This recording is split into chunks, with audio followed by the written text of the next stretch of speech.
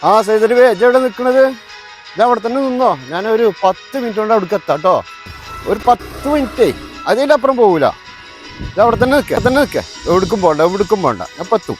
നമ്മളെ അൻവറാക്കാണല്ലോ. എവിടേക്ക് അൻവറാക്കാ? ഞാനേ ചെറുക്കനൊരു പെണ്ണിന്റെ കാര്യം പറഞ്ഞിട്ട് ബ്രോക്കർ വിളിച്ചിട്ട് പോയി.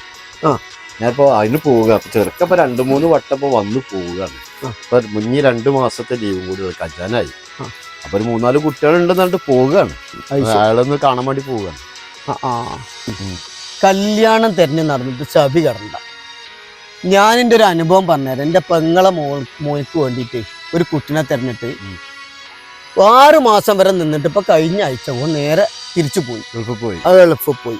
അപ്പൊ അതുകൊണ്ട് ഇപ്പൊ നാട്ടില് നടക്കണ എന്താന്നറിയോ, നമ്മൾ പെൺകുട്ടികളെ കാണാൻ പോകുമ്പോ കുട്ടികളൊക്കെ പറച്ചില് വീട്ടിലോ അല്ലെങ്കിൽ അന്വേഷിച്ചു കഴിഞ്ഞാൽ അത് നിശ്ചയം കഴിഞ്ഞിരിക്കണം, അല്ലെങ്കിൽ അത് നിക്കാഹ് കഴിഞ്ഞിരിക്കുന്നു പറച്ചില.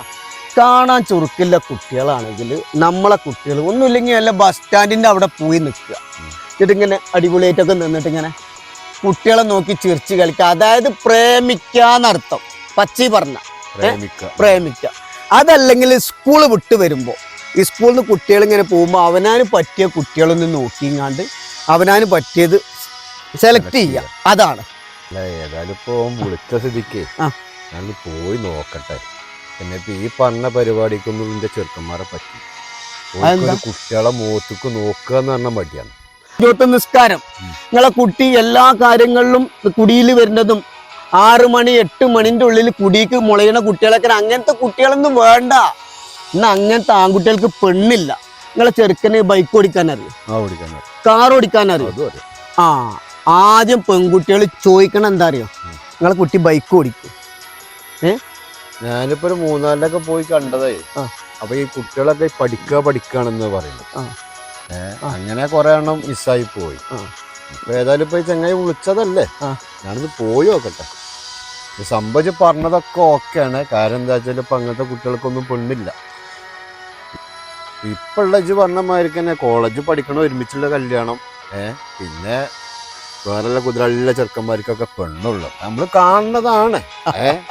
അതൊന്നും ഇപ്പൊ പറഞ്ഞിട്ട് കാര്യമല്ല. പക്ഷെ നമ്മക്ക് നമ്മളെ കുട്ടികൾക്ക് ജീവിതം വേണ്ടേ, അത് വേണം. അത് നമ്മൾ തെണ്ടി തിരിഞ്ഞിട്ടേലും കണ്ടെത്തണ്ടേ, അതാണ് സംഭവം. പിന്നെ ഒന്നുമല്ല, എനിക്ക് നിങ്ങളോട് പറയാനുള്ളതെന്ന് വെച്ച് കഴിഞ്ഞാൽ ഇപ്പൊ പെൺകുട്ടികള് നമ്മളെ കൺമുന്നിൽ നമ്മൾ കാണുന്നതാ.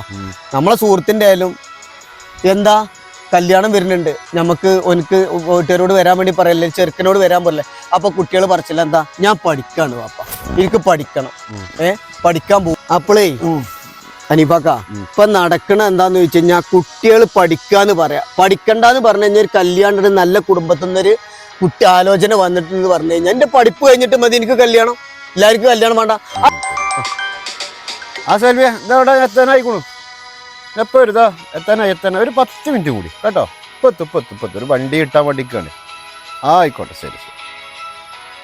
ഓനെ നമ്മളെ ചായപ്പിന്റെ അവിടെ കാത്തിട്ടുണ്ട്. എന്നാ ഒരു കാര്യം കൂടി പറയട്ടെ.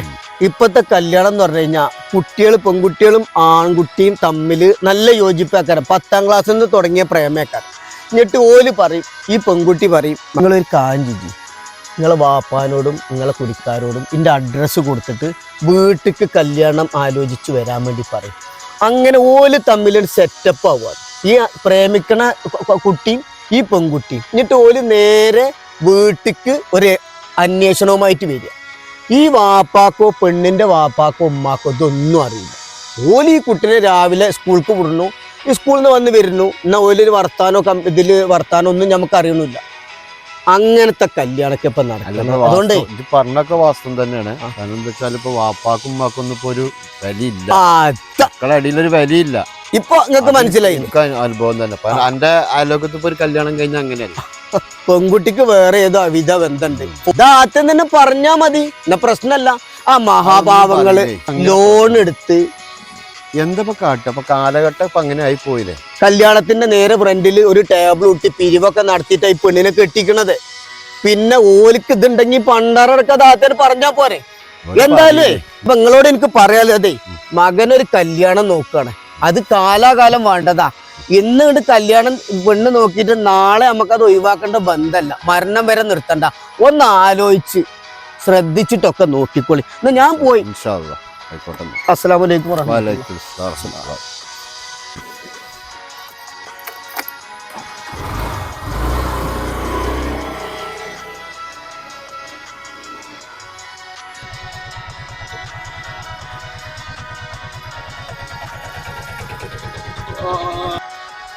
നമ്മൾ അനീഫാക്കാണല്ലായിരിക്കണേ. എന്താ ഈ പ്രശ്നം എന്നാവല്ലോ, ഒന്ന് ചെന്നോക്കട്ടെ. അനീഫാക്ക, എന്തെങ്കിലും അന്തം മുട്ടിരിക്കണം, എന്താ പ്രശ്നം? പിന്നെ ഞാൻ ഒരാള് വിളിച്ചു, ആ സെയ്തലി എന്ന് പറഞ്ഞ ഒരാള് ആ സെൽവി, അതെ. ആ കുട്ടിന്റെ കാര്യങ്ങൾ. അതെ. അപ്പൊ അങ്ങോട്ട് ചെല്ലാൻ വേണ്ടിട്ട് ഒരു ഓട്ടോറിക്ഷ കാത്ത് നിൽക്കുകയാണ്. ആ അതെ. അങ്ങനെ പോണ ബൈക്കാണ് നമ്മളെ അസർഫിനെ കണ്ടത്. ആ അസർഫ്, അതെ. അസർഫ് കുറെ കാര്യങ്ങൾ പറഞ്ഞു തന്നപ്പോഴേ ആ എനിക്ക് ഭയങ്കര ടെൻഷനായി. കാരണം ഓന് യാഥാർത്ഥ്യങ്ങളാണ് ഇപ്പൊ പറഞ്ഞതോ. അതെ അതെ. ആ അപ്പൊ എന്താ കാട്ടുന്നു, പോകുക വേണ്ടു, കുടിക്ക് പോകുക വേണ്ടു, എന്താ നിങ്ങള് അങ്ങാടി കാണിച്ചു വരും, ഞാൻ കൊണ്ടേ വിട്ടുതരാം.